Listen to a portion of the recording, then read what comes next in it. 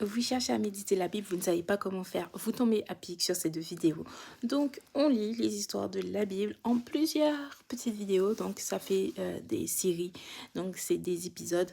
Donc, actuellement, on est dans le chapitre 3 du livre de Ruth. Si vous n'avez pas encore vu les autres, je vous invite à aller regarder. Et si toutefois, vous n'avez pas envie d'aller lire les autres, ah ben dans ce cas-là, je vous invite à aller lire votre Bible, Ruth 1, Ruth 2, Ruth 3. Donc, dans tous les cas, vous allez lire votre livre de Ruth.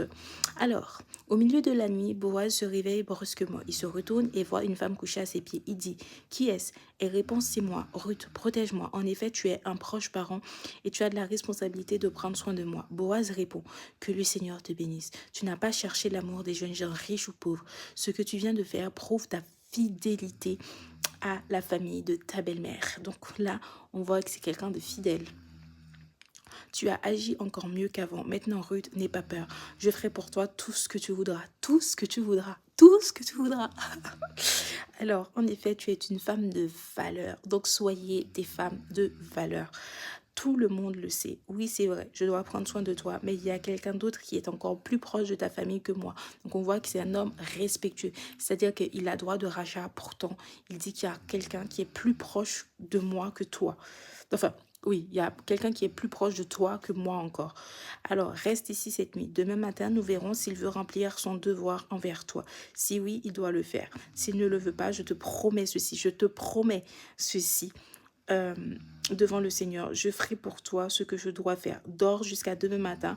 Ruth reste couchée aux pieds de Boaz jusqu'au matin, puis elle se lève très tôt avant la lumière du jour pour qu'on ne la reconnaisse pas. En effet, Boaz pensait, on ne doit pas savoir que cette femme est venue ici. Il dit à Ruth, enlève ton pagne de dessus et tiens-le bien. Elle le tient bien. Alors Boaz mesure à peu près 15 kilos d'orge et il le met dans le pagne de Ruth. Ensuite, il revient au village. Ruth va chez sa belle-mère. Noémie lui demande, cela s'est bien passé ma fille? Et du coup, elle raconte que oui, Boaz a fait pour elle. Elle ajoute, il m'a donné ses 15 kilos d'orge en me disant, tu ne dois pas rentrer chez ta belle-mère les mains vides. Noémie dit, attends ici ma fille, tu vas voir comment les choses vont finir. En effet, cet homme-là ne sera pas satisfait s'il ne règle pas cette affaire aujourd'hui.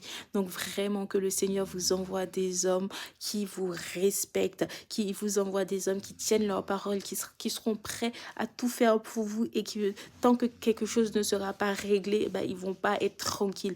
Donc vraiment, ayez des Boaz dans votre vie parce que je sais que c'est très rare, c'est très compliqué de nos jours, mais vraiment soyez convaincus, ben, si vous n'avez pas encore votre personne, ben, que vous pouvez avoir votre Boaz. Sur ce, je vous envoie plein d'amour, plein d'argent et surtout, prenez soin de vous comme à l'accoutumée. On se retrouve tout de suite pour la